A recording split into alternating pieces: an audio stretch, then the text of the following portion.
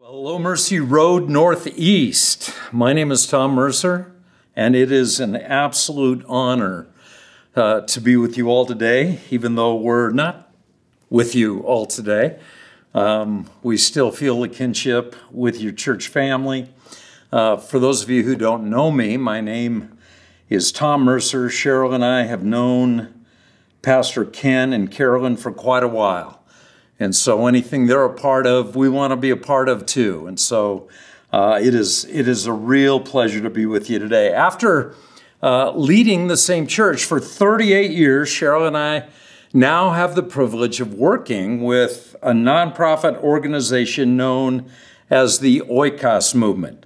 And so if you go to oikosmovement.com, don't do that now, but later on, if you want to check that out, even sign up for the content that we drip occasionally, you can give us your email address and we can stay in communication that way. But just want to give you the opportunity to learn more about what we do at the Oikos movement and maybe share more thoughts with you all about the Oikos principle, which we're going to talk about today, and ways that you can better communicate the gospel to the people around you, which is a real important thing because that is the singular thing God gave us to do.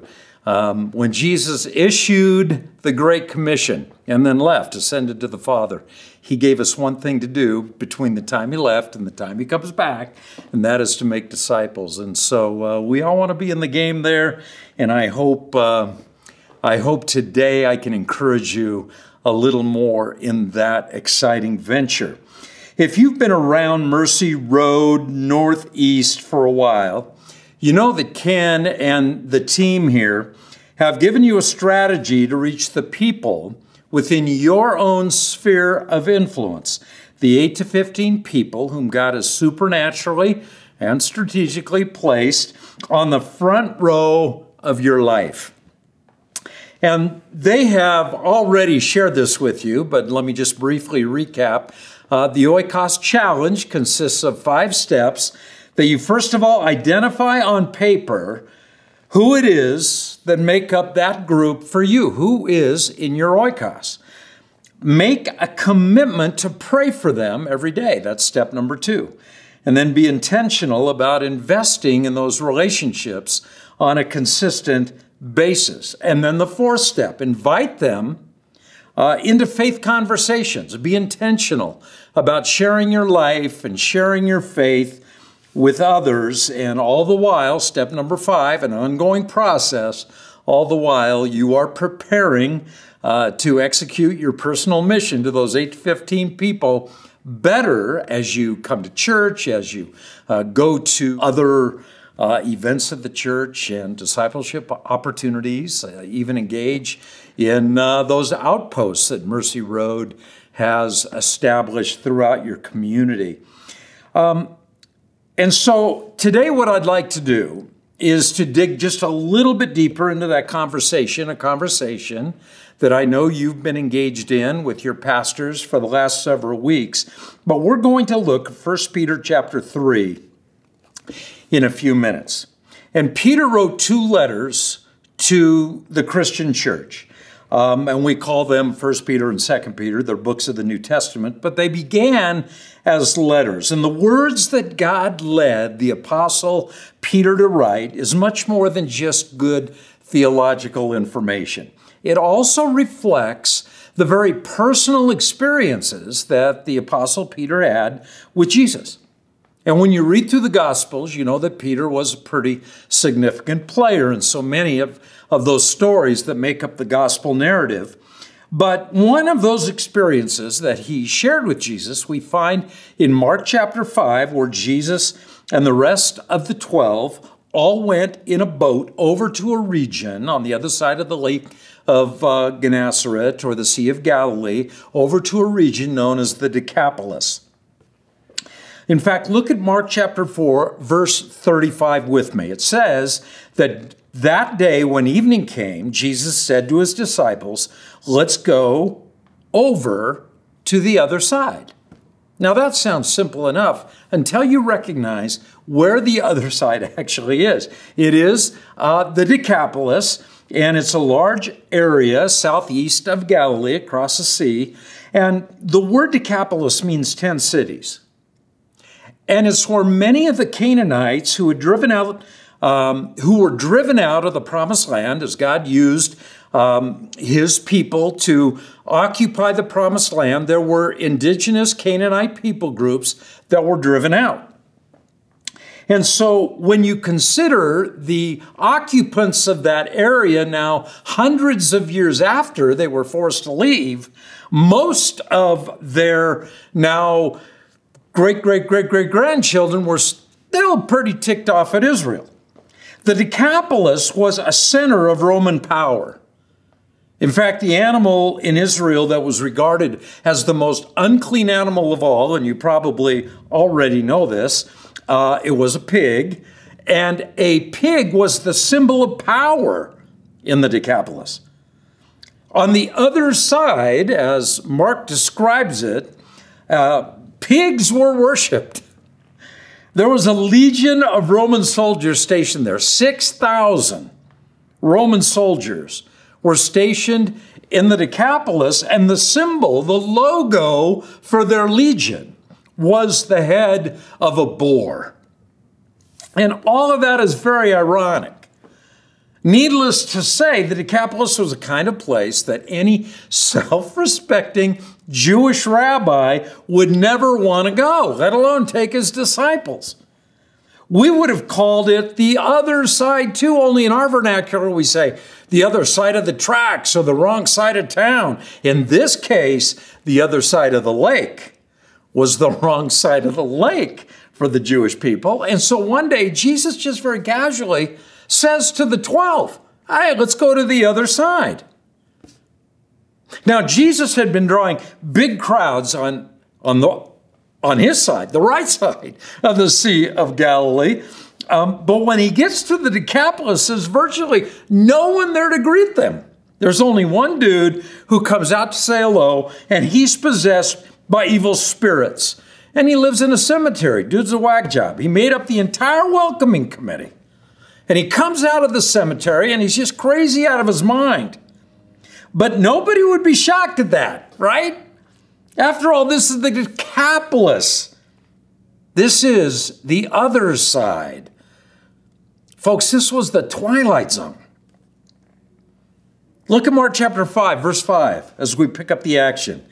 Night and day among the tombs and in the hills, he would cry out and cut himself with stones. And when he saw Jesus from a distance, he ran and fell on his knees in front of him. And he shouted at the top of his voice, what do you want with me, Jesus, Son of the Most High God?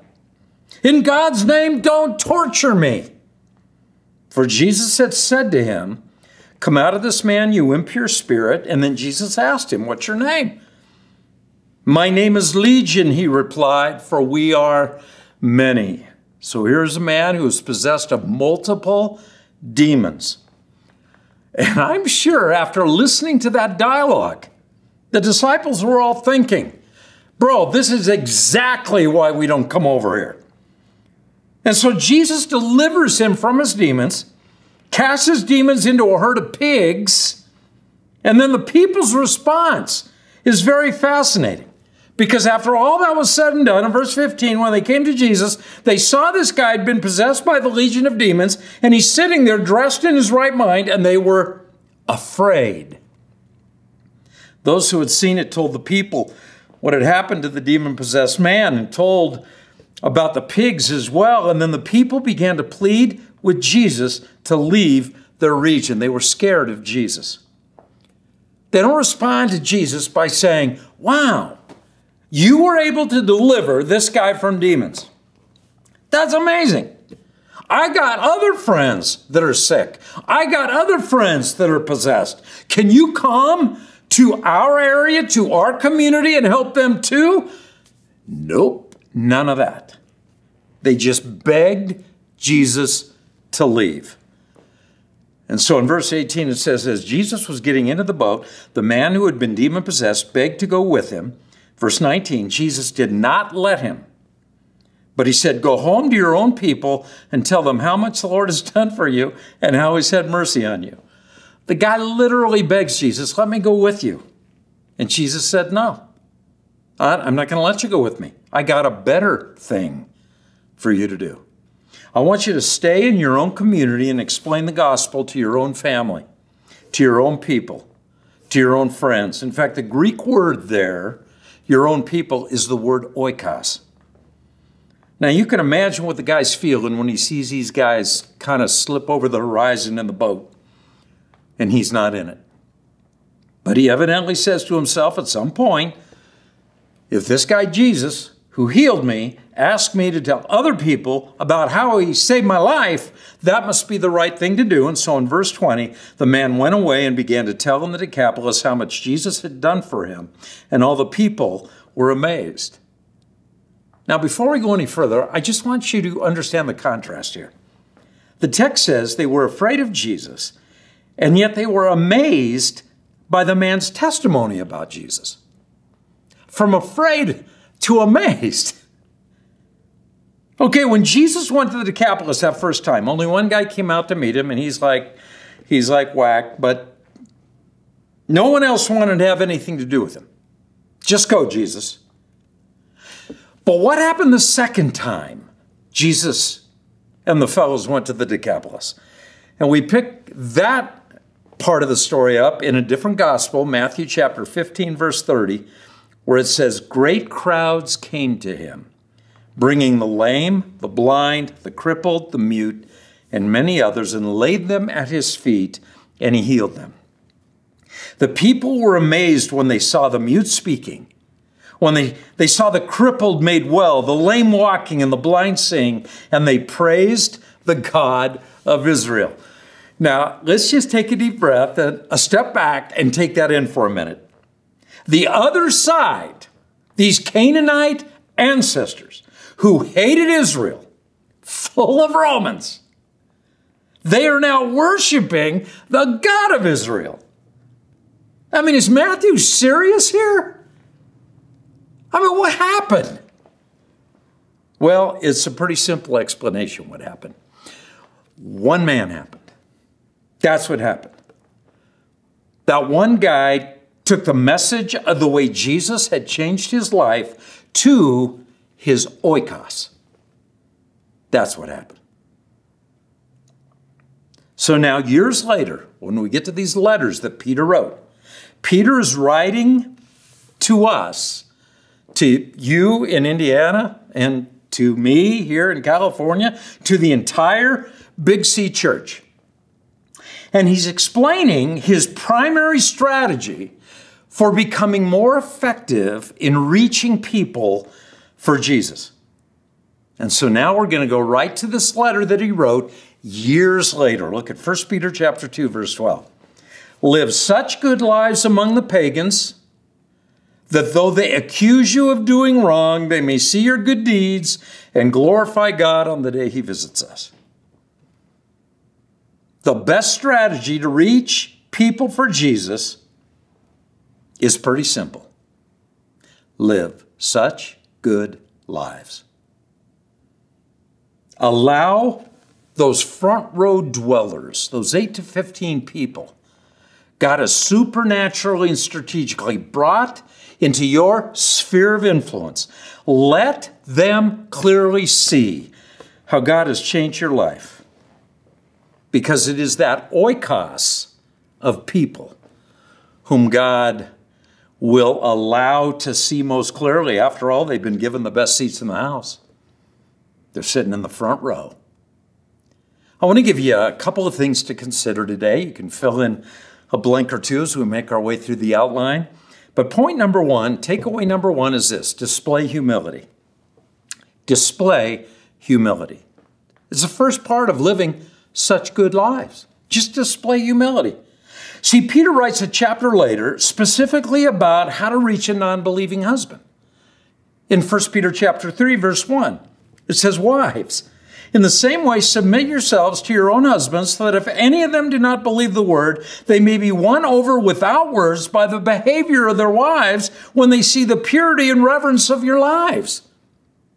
When wives live such good lives, kind of rhymes, but when they're willing to do that, non-believing husbands can be saved without a word. What Peter is saying is talk is cheap. So don't be a cheapskate. It's typically not your powerful arguments that make the difference in other people's lives. This strategy requires few words.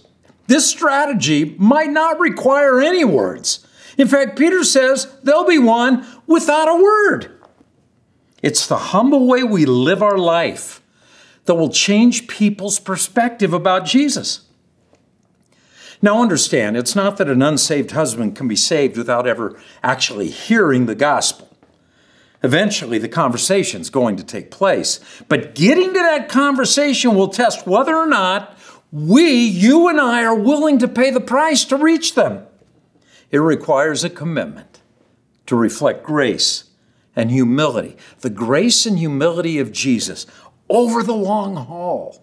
I mean, what a contrast to the rest of the people in their lives. When they see the difference that Jesus has made in ours, they'll go from being afraid of Jesus to amazed by the difference he's made in your life. I hear people say at times, I've really tried, but I just can't reach them. Listen, that word can't is probably a gross exaggeration and provides us just an excuse to give up. So never give up. By the way, this is why Jesus didn't die on the cross right after he became an adult. I mean, the cross represents the forgiveness of sins for all who confess their faith in Jesus. He died on the cross to pay in full the price for your sin and for my sin. But I'm thinking, he ministered for 3 years before he even got to the cross. He stuck around long enough to show us something, to show us the power of humility, to show us that power of grace that over time can eventually pay off. You could actually say that Jesus lived for us before he died for us. So display humility. Number 2, build authority. Build authority. The reason that Oikos relationships are the primary generators for kingdom growth is because talk is cheap. It's estimated that there are 11 million sensory receptors in the human brain, framing our sensory abilities to see, to hear, to feel, to taste, and smell, our 5 senses. Now get this, 91% of those sensory receptors are committed to only one of our senses, the sense of sight. 91% are committed to seeing, and the other 9% are shared among the other 4 senses. When you consider the human brain as a whole, over half of it is dedicated to processing what we see. See, that's why we never believe everything we hear. God has designed us to believe what we can see with our own eyes. And the reason that Jesus gave us the Oikos principle to build his kingdom is because he fabricated our anatomy to leverage it. Now, the difference between having power and developing authority is really a key here.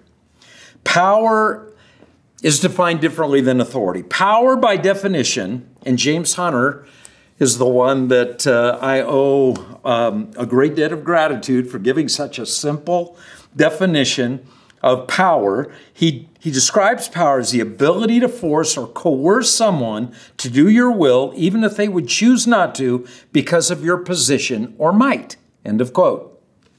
In other words, people will submit when someone has power over them, because those people who have power can fire them, can hurt them, or when it comes to children, raising kids, we can ground them. We have power as parents.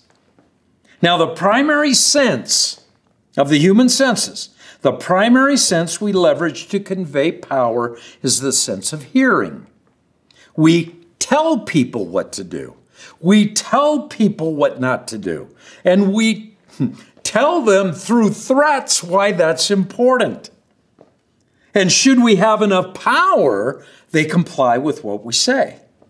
See, if you have enough power, you can always reach people by threatening them. But that's not the way to reach people. James Hunter defines authority differently. He defines it this way: the skill of getting someone to willingly do your will because of your personal influence, end of quote. And the primary sense we leverage to build influence is sight. People see us. By the way, for those of you who are parents, that's why it's important to understand the differences between parenting young children, where power actually can be helpful, and parenting teenagers, where power is not nearly as helpful. The power we have over a younger child provides a dynamic where control is maintained because we have leverage. It's not that complicated. We are bigger than young children. We have more money than young children. We have power over young children. But then the child grows. And our power begins to diminish. And it's a process that takes place over time. But when they become teenagers, it's important for parents to start making the transition from a control-based relationship to an authority-based relationship. And that doesn't mean that with teenagers you've completely lost power, but it should be a reminder that you're going to. I mean, you still own the house they live in, and the minimum wage they make doesn't pay enough for a mortgage. But it should be a reminder that that time is coming. Cheryl and I no longer have any power over our children. We have 3 grown children, and they're all married, and they have blessed us with 11 grandchildren. So we love them for a lot of things, but especially for those grandchildren. But our son owns his own company. He makes more money than I ever have. He actually drives his own car. He owns his own house. I can't ground him anymore. You know what I lost? I lost power. If Cheryl and I had not been intentional about building spiritual authority in his life, we wouldn't have much of a relationship anymore. See, control can be taken when you have power, but authority can't be taken. Authority can only be given. And actually, that rule even applied to Jesus. Look at Matthew chapter 28, verse 18. Then Jesus came to them and said, all authority in heaven and on earth has been what? Given to me. When Jesus was here, he had the power to take control of any and every situation. And later, at his second advent, he actually will take control. And there's just a lot of explosions everywhere. But at his first advent, it was more about authority, building spiritual authority than using physical power. Verse 22 of Mark chapter 1 says, the people were amazed at Jesus' teaching because Jesus taught them as one who had authority, not as the teachers of the law. See, most of us have very little power over the people in our front row, the people in our sphere of influence. You got no power over them. I mean, if your kids are there, I get that. But your coworkers, your classmates, your neighbors, you have no power. But God doesn't care about that, because it is authority, building spiritual authority, that ultimately he will leverage to reach people with the gospel. And how do you build authority? Well, always revert back to number 1. Primarily by displaying Christ-like humility in the way you interact with them, your words, your actions, and by doing what's next. Number 3, avoid isolation. Avoid isolation. Now, let me make this clear. The Christian movement is absolutely a miraculous spiritual work of God's Spirit. It's God working. But there also is a science behind biblical discipleship. See, God, who's doing the work, created science, created data. Now, I've always loved science, and I believe that scientific discovery should be a consistent part of our quest to know God better, because the God who wrote the Bible is the same God who created the cosmos. So those should be in sync with one another. I am so excited about the James Webb telescope that they fired into high orbit a few years ago, because I've always believed that scientific discovery and biblical insight should consistently line up, and I fully expect that it will in the future. But the truth is true, no matter where you find it. By definition, truth is the absolute conformity to what is real. Now, the psalmist tells us that the heavens declare the glory of God and the skies proclaim the work of his hands. That's Psalm chapter 19, verse 1. The heavens declare truth about God. By the way, that one verse alone tells us that God loves to play in the sandbox of data. The universe was built layer by layer on a series of very predictable formulas. And it's that kind of predictability that makes scientific discovery even possible. But that's also true in theology. The attributes of God frame his predictability. Over the years, I've consistently told the church family that I was privileged to lead. No matter the goal, just relentlessly follow the data and you'll eventually get to the truth. And this is what at least one piece of data tells us. 95% of Christian conversions are primarily generated through relationships shared between the 8 to 15 people that you have in your sphere of influence, in your world. People God has supernaturally and strategically placed on the front row of your life. That's the Oikos principle. And things only tend to be called principles when they're predictable. I also call Oikos the great equalizer, because it provides a body of Christ a level playing field. We don't all have seminary training. We don't all work vocationally at a local church. We don't all have the gift of evangelism or the gift of teaching. But you know what we all have? An oikos, made up, on average, of anywhere from 8 to 15 people who are close enough to see how you and I conduct our lives.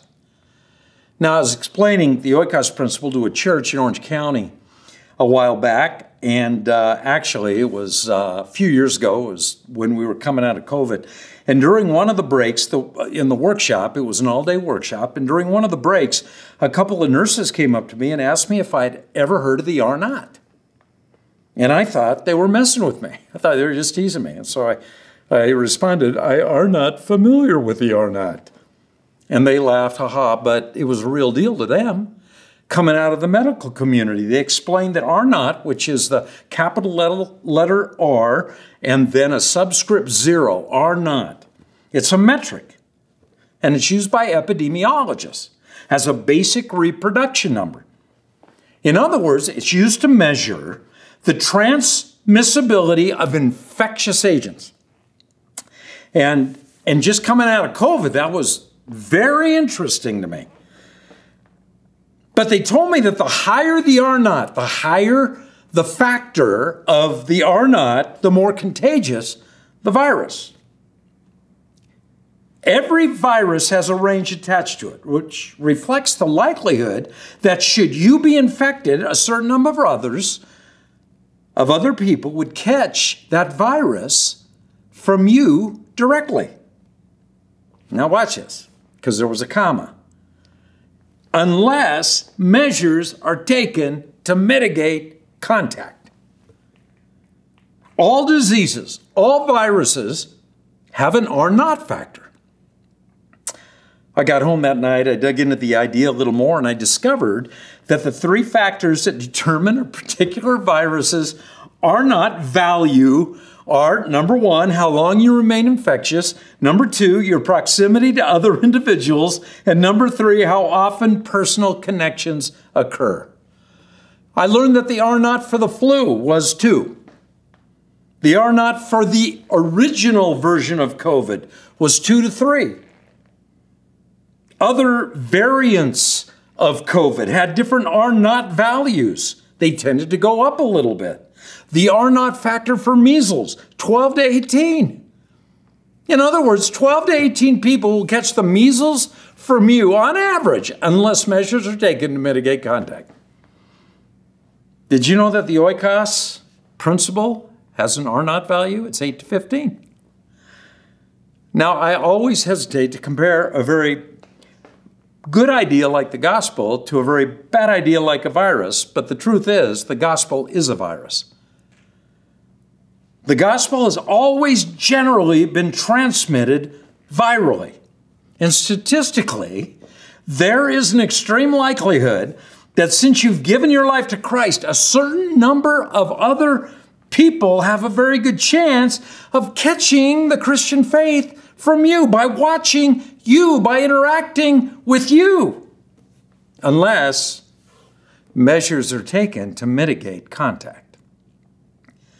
My contention, and our contention at the Oikos movement, is that there have been subtle changes in church leadership and ministry over the last several decades that, while well-intentioned, have mitigated the kind of infectious interactions required for regular outbreaks of the gospel to occur.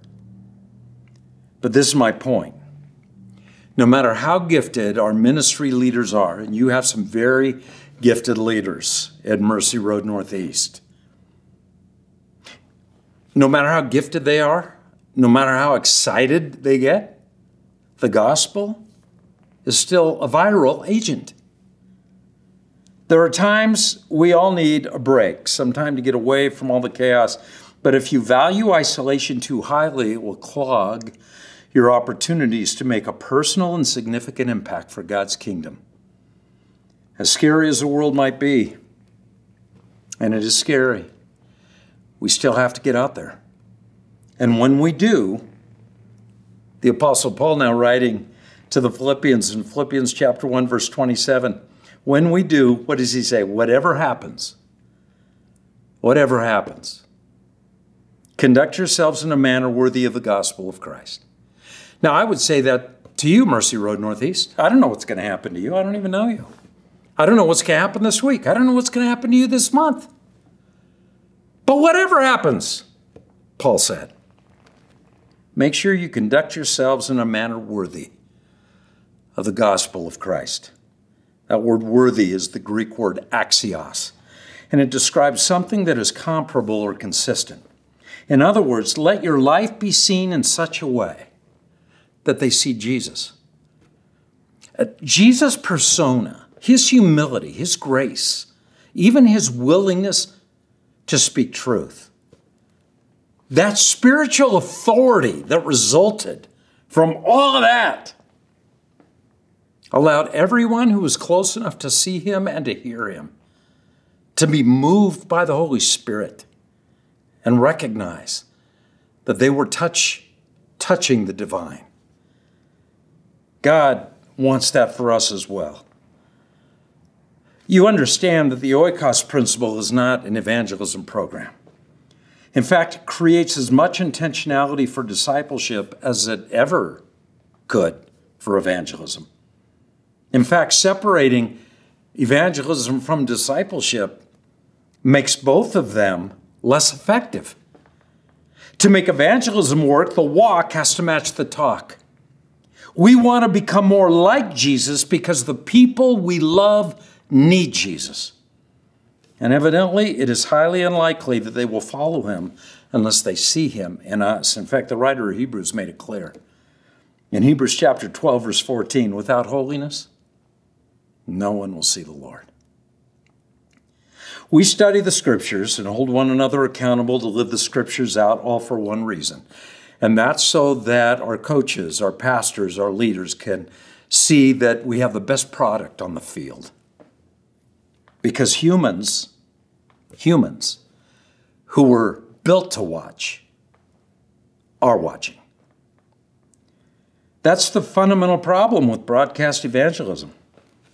While technology is capable of reaching the masses with information about the gospel, information alone is not what changes the world.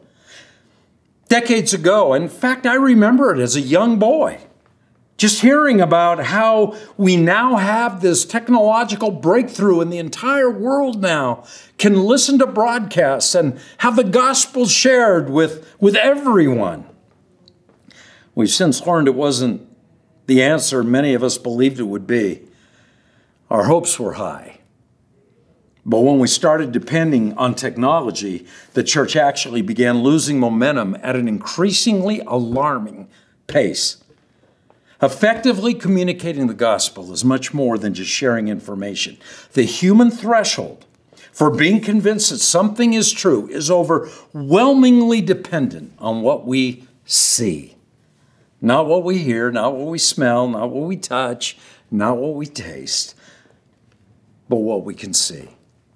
Which brings us full circle back to 1 Peter chapter 2, verse 12. Live such good lives among those who don't know God, because that's what the word pagan actually means. It might sound very condescending, but it just means somebody who doesn't know Jesus. Live such good lives among them that though they accuse you of doing wrong, though at first they might think, you're just, just a little bit sideways, they'll accuse you. But at some point, they're going to see enough to know you're the real deal. And they're going to see your good deeds, and they're going to glorify God on the day he visits us. You guys, that's exactly what happened in the Decapolis. Now, you've all been given, there at Mercer Road Northeast, you've been given an Oikos card. The people you list on those cards need to see Jesus. And you would agree with that. But right now, you may be the only version of Jesus they can see.